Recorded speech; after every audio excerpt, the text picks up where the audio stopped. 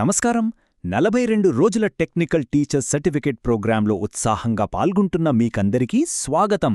ఈరోజు మన ఈ ఎక్స్ప్లెయినర్లో ఒక ఆసక్తికరమైన అంశం గురించి మాట్లాడుకుందాం. అదేంటంటే, తరగతి గదిలో విద్యార్థుల ప్రవర్తనను శాస్త్రీయంగా ఎలా అర్థం చేసుకోవాలి. ఉపాధ్యాయులుగా మనం కేవలం పాఠాలు చెప్పి వదిలేలేం గదా. వాళ్ళ మనస్తత్వాన్ని లోతుగా అర్థం చేసుకోవడమనేది చాలా ముఖ్యం. సరే, ఇక ఆలస్యం చేయకుండా టాపిక్లోకి వెళ్దాం.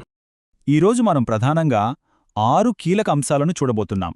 అవేంటంటే, ప్రవర్తనను డీకోడ్ చేయడం, పరిశీలనా శక్తి, విద్యార్థుల నుండి ప్రత్యక్షంగా సమాచారం తీసుకోవడం, డీప్గా విశ్లేషించడం, శాస్త్రీయంగా పరీక్షించడం, మరియు చివరిగా మానవ నైజాన్ని అర్థం చేసుకోవడం.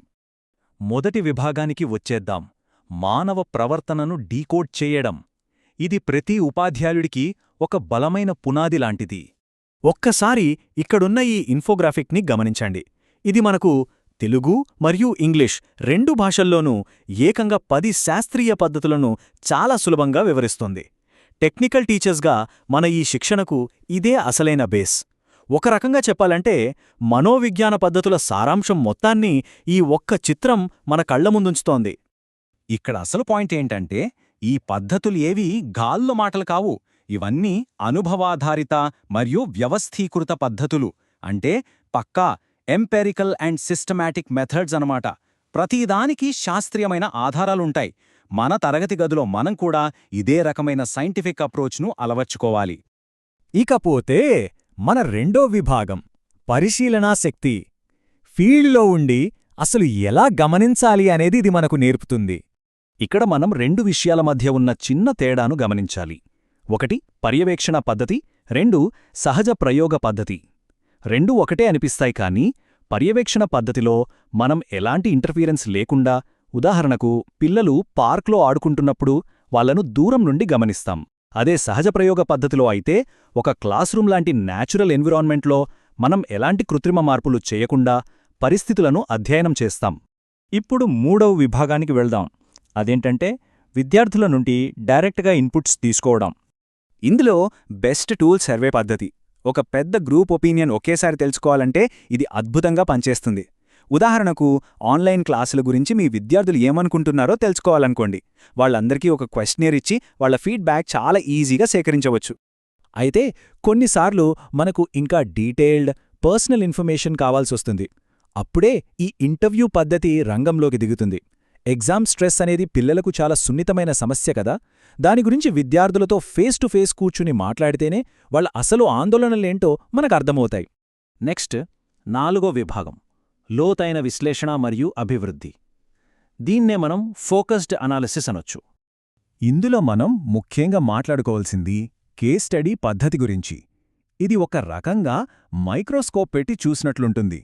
క్లాస్లో ఎవరైనా స్పెషల్ నీడ్స్ ఉన్న పిల్లలుంటే వాళ్ల బ్యాక్గ్రౌండు, బిహేవియర్ మొత్తాన్ని లోతుగా విశ్లేషించి వాళ్లకి సరిపోయే కరెక్ట్ టీచింగ్ స్టైల్ను డిజైన్ చేయడానికి ఇది బెస్ట్ మెథడ్. అలాగే పరిణామాత్మక పద్ధతి.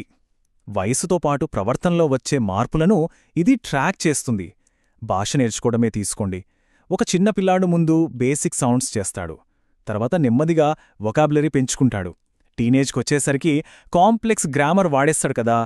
ఇలా పిల్లల వయసును బట్టి వాళ్ల సామర్థ్యాలను అంచనా వేయడానికి ఈ పద్ధతి భలే ఉపయోగపడుతుంది. మన 5వ విభాగం, డేటా మరియు శాస్త్రీయ పరీక్షలు. అంటే పక్కా అనలిటికల్ టూల్స్ అన్నమాట.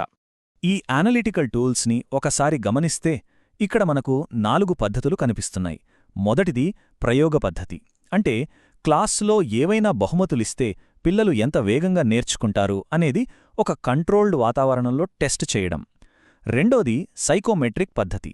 ఐక్యూ లేదా పర్సనాలిటీ టెస్టుల్లాంటివి వాడటం. మూడోది సహసంబంధ పద్ధతి. విద్యార్థులు చదివే గంటలకి వాళ్లకొచ్చే మార్కులకి మధ్య ఉన్న లింక్ ఏంటి అని చూడటం. ఇక ఆఖరిది విషయ విశ్లేషణ. విద్యార్థుల సోషల్ మీడియా పోస్టులు లేదా వాళ్లు వాడే కంటెంట్ను పద్ధతిగా అనలైజ్ చేయటం. ఫైనల్గా 6వ విభాగానికొచ్చేశాం. వీటన్నింటినీ కలుపుకుంటూ మానవ నైజాన్ని అర్థం చేసుకోవడం ఎలాగో చూద్దాం. ఇప్పటిదాకా మనం చూసినవి కేవలం బుక్స్లో చదువుకునే థియరీలు కాదు సుమా. ఇవన్నీ అత్యంత శాస్త్రీయమైన అప్రోచెస్.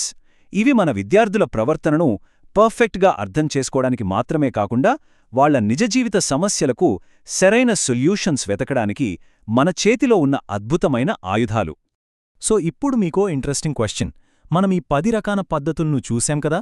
ఒక టెక్నికల్ టీచర్గా మీరు క్లాస్ రూంలోకి వెళ్ళాక ఏ పద్ధతి మీకు ఆపద్బాంధవుడిలా పనికొస్తుందని అనుకుంటున్నారు?